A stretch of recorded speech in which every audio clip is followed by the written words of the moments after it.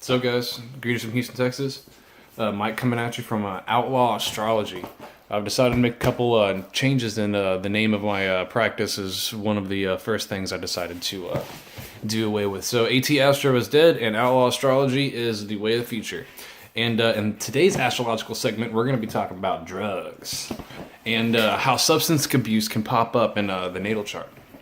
Not just drugs, though, just substance abuse in general. So we're talking about drugs, alcohol, addictions. And when you're looking at someone's natal horoscope, you can many times find very clear indicators of a propensity to escape in substance abuse. So in the natal chart, in the 12 houses, there are two in particular that are related to addictions and drug abuse. We've got the 8th house, and we've got the 12th house. They represent different types of opinions or different approaches towards substance abuse. The 8th house is sort of like the nitty-gritty, it's like the crack house of the zodiac. And then we've got the 12th house, which is all about escaping through drugs. We're seeing things like downers, pain pills, antidepressants. Alcohol is traditionally ruled by Neptune, which is the ruler of the 12th house. But at the same time, Neptune doesn't always point to alcoholism, and I'll get to that in a few moments. So when you're looking over somebody's natal chart, you want to see what planet's ruling the 12th or the 8th house.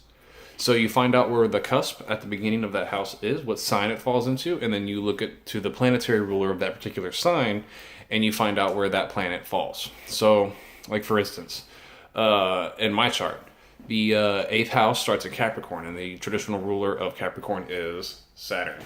So Saturn making any aspect, primarily hard aspects, to personal planets is going to show a predisposition towards drug use, and drug use from the 8th house perspective.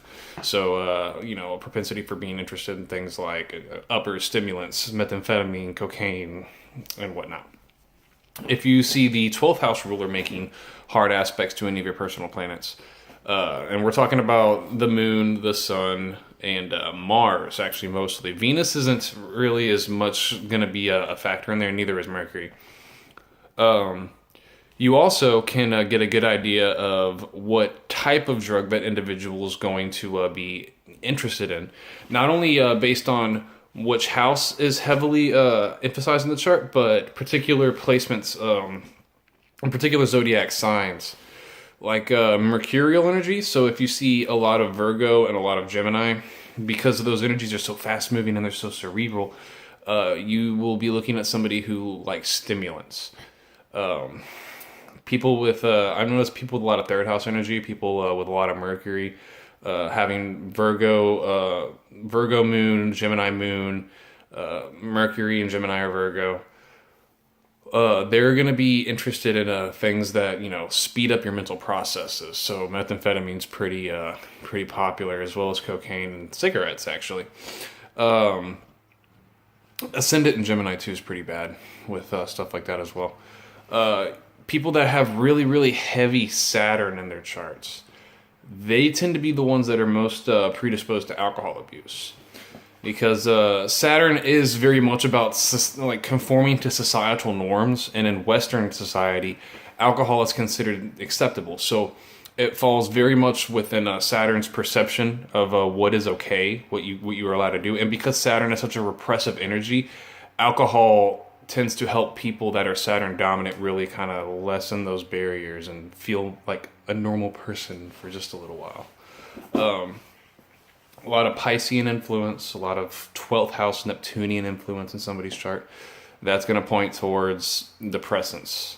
Alcohol to an extent, but more along the lines of heroin, pain pills, any kind of opiate, any kind of downer like somas, sleeping pills, things of that nature. Pisces moons are particularly susceptible, unfortunately, to downers. But you also have to look at, where that Pisces moon is falling. Like Martin Luther King had a Pisces moon. Does that mean he was, shooting up heroin after, his I Had a Dream speech? Fucking no. You have to take everything into account. I've noticed that Sagittarian placements, They are very heavily involved in because Sagittarius, the energy is all about broadening your horizons, and Aquarian energy as well. So people that have heavy Aquarius and Sagittarius, if they are in fact using illicit substances, they're going to be more drawn towards things like LSD, mushrooms, ecstasy. Sagittarius placements love ecstasy actually, but because it's all about reaching different levels of consciousness and having using drugs to facilitate that. Mars and Sagittarius is pretty they can party harder than most. I have Mars and Sagittarius. It's fun.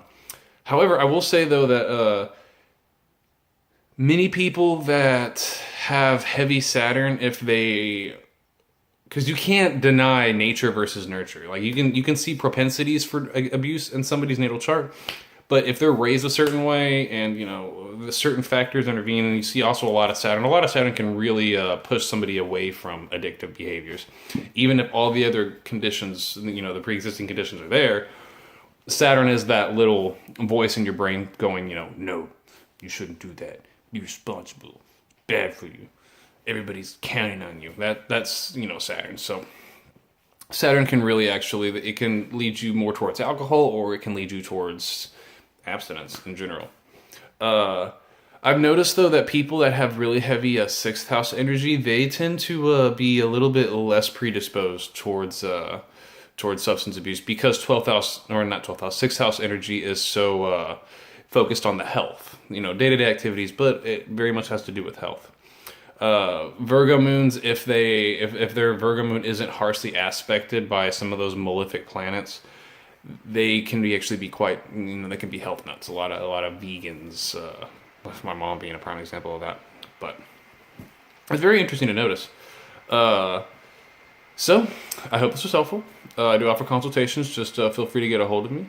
Message me. I'll be posting a link to my Facebook page, which we are in the process of getting up and running right now. So until next time, guys.